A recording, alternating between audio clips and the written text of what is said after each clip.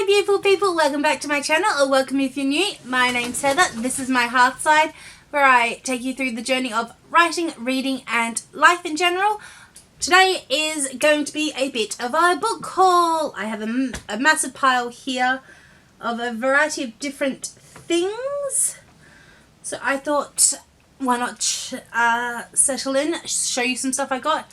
Beautiful Dragon, my little daughter, has also got some books.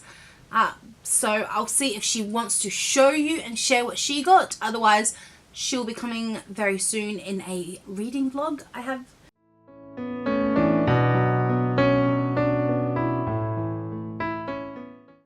Two classics. These are the Charlton editions. And I just want to collect my classics in these. So I've got a library of classics. This one is Northanger Abbey. It's one of my favourite Jane Austens. But I don't actually own a copy of it. And I did recently hear it's basically Austen's satirical take on the Gothic genre. Sounds quite interesting.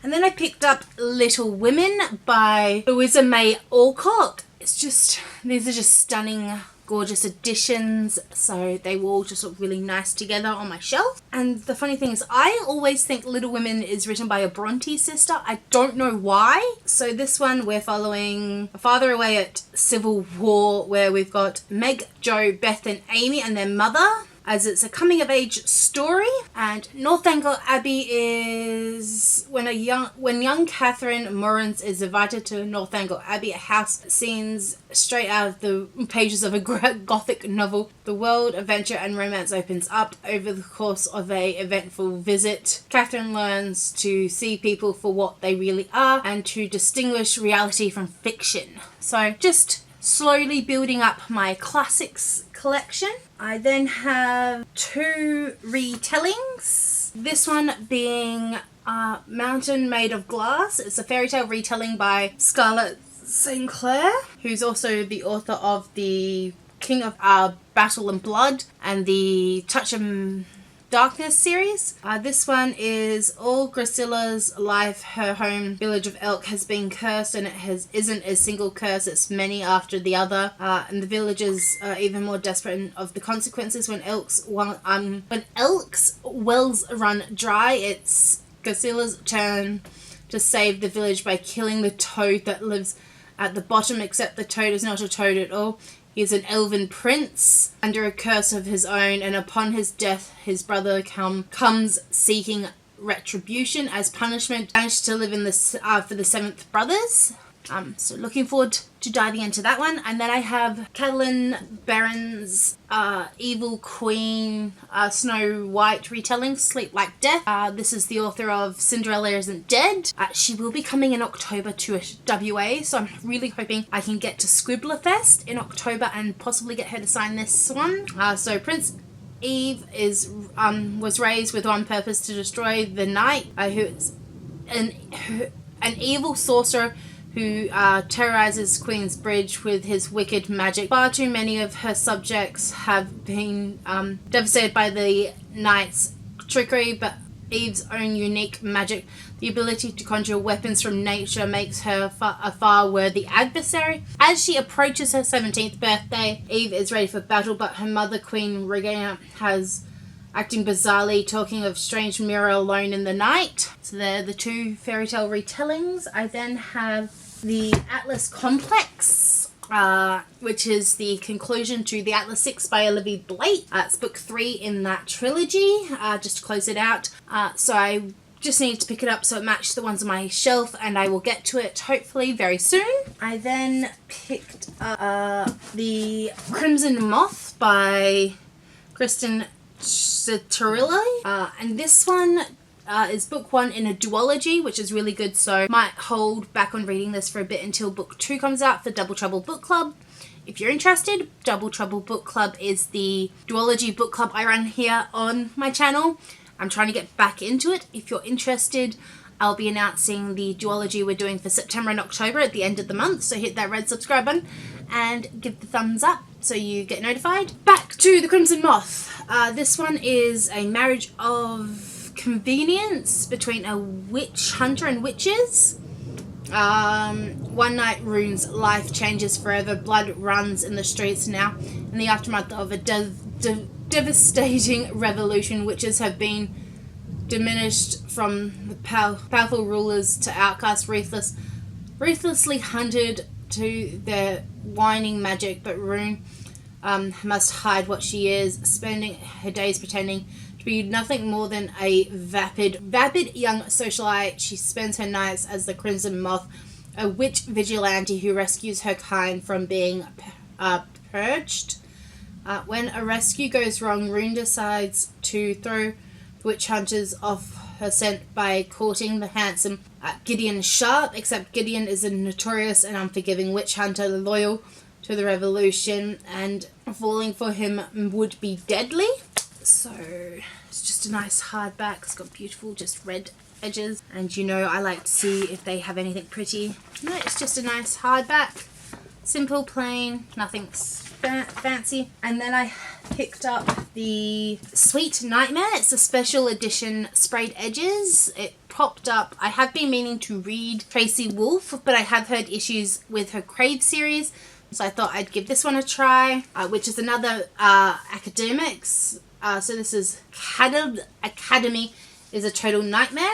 So the scariest school in the land is about to experience real fear. Most schools about being the best. The school is about being the worst. Colored Academy is where the rogue paranormals go, the ones who break the rules or lose control. And when that happens, for vamps, werewolves, witches, and dark fae, it's pretty friggin' scary. I should know because I'm trapped here. Look, every 17-year-old girl thinks their mum is a tyrant, but mine is the one that runs the academy, which paints a giant target on my back. The way I make it through these dark halls by steering clear of things and kids who go bump in the night, especially Jude, Abernethy Lee. But when a freak storm hits our isolated island, I'm stuck without a backup plan. The power's gone, the lights are out, and our worst nightmare suddenly is real, and out for blood. Now the only way to survive is to align myself with one of the most evil I've tried to avoid, and the only thing worse than the idea of getting close to Jude is secretly loving every minute of it. And this one does have a beautiful sort of embossed sigil on it. So that's a standalone. I could be wrong. And then I have two books that are from an Australian publisher and an Australian small business. That is the newest release from New Dawn Publishing, which is a speculative fiction publisher here in Western Australia, and that is The Mistress of Ember and Flame by Maria Linwood. And this one, I believe, is the first book also in a duology. The mistress is the mistress of the ritual has been chosen. Centuries ago, a kingdom was torn apart by old magic long forgotten. It caused a rift separating the land into one of peace and one of torment. Now, as the last in the line of its guardians, Tabitha Lee has been chosen. She must be to be banished to the nightmares seeping over the Silic, the afflicted brother world. But as darkness begins to creep through the border, and sightings of mysterious frontier walkers begin to rampage, Tabil sheltered home is in grave danger. With age-old secrets, dangerous missions, and questions of loyalty afoot, she must do everything in her power to protect her people. She may soon discover that playing the games of heart and ritual can be fatal. It's also just, they've outdone themselves in these covers. They've got a beautiful cover designer, I think, over at New Dawn. And then I have the July fantasy romance box from Bookish and Spice. And that is Die For You by Lauren Jackson. And this is the Savior, the Protector, the Predator. And this always has a beautiful foiled edging. It's book one in a series. It's got the reversible dust jacket. Then it's got the end pages and beautiful sprayed edges. And this one is a human searching for her sister, a grumpy vampire bodyguard in charge of keeping her alive, and a malicious creature hunting them down. What could go wrong? The death certificate says her sister died 2 years ago in an accident, but her body has never been found. I was the sole survivor. Then I saw her. She was someone lied, and now I must travel across the country to find answers from a bloodthirsty vampire with one thing on his mind, and I will find out the truth even if it kills me. The Protector. I didn't mean for this to happen. I didn't mean to be the one that's happened. When Raina is here, she's mine. I must protect her at all costs. If she dies, I die. It doesn't add up, and it's all a mess. It's my job to fix it and find my brother. She knows I'm hiding something, but I'm terrified of telling her the truth. The Predator. It's been years since I had a lead. Now I have one. I will watch, I will wait, I will strike. He will be mine. And they are all the books I've recently brought in, purchased myself. I do have some secondhand books on their way to me. So I will be probably doing another haul in September. And Little Dragon has gone away with beautiful wife Leanne for a play. So you will see her in a themed vlog where we're doing some writing and reading. So let me know what the latest book you've picked up is, or the prettiest book you've picked up this year so far.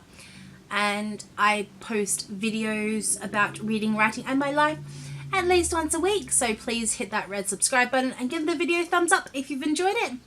And then without further ado, let's use our voices to promote positive change to the world. Thank you and bye-bye for now.